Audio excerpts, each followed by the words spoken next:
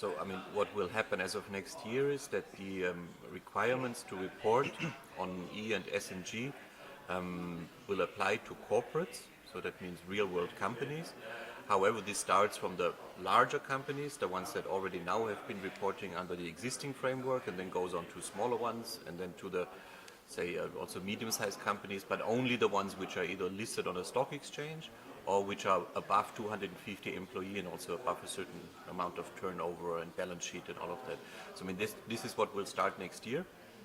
We've now established reporting standards in Europe for these companies, which cover environmental, social, and governance issues. These standards are public and anyone can see them. You can also see who will have to report by when.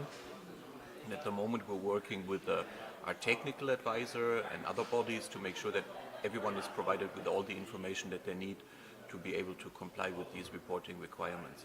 We all know that something needs to happen because we all know that there's something seriously wrong with the climate, that we have issues around biodiversity, there are other environmental issues in the social sphere, in the value chain and so on. And I think everyone knows that and everyone has known about it for a while.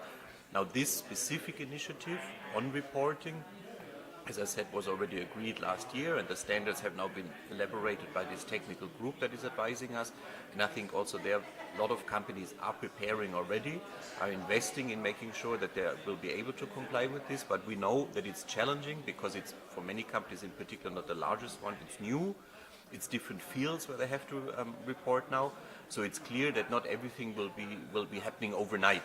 And as I said, there's a timetable. It starts with the largest ones that have already been reporting, and then it goes down further to other types of companies.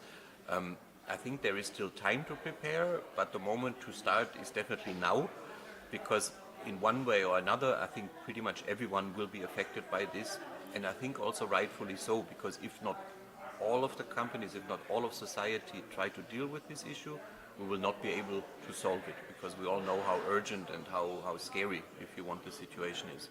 On the one hand, as I said, we have a legal framework, and I think that framework also needs to be applied, and I think it's important that this reporting happens, because we need this kind of information for financial markets, for investment, for the society as a whole, to understand better where really companies are going and what the transition looks like. At the same time, I agree, it is challenging, and the Commission has also announced that we're looking at reporting burden. The Commission President has said that the Commission will endeavor to reduce reporting burdens by 25%. So, for example, we've now made a proposal that these thresholds that define as of when a company needs to do this ESG reporting, that we increase these thresholds. That means that certain companies that would have fallen within the scope no longer fall within the scope. We've seen a lot of inflation over the last few years, so we've proposed to increase the thresholds by 25%. That means that a company that before would have fallen within no longer falls within, which obviously reduces the reporting burden.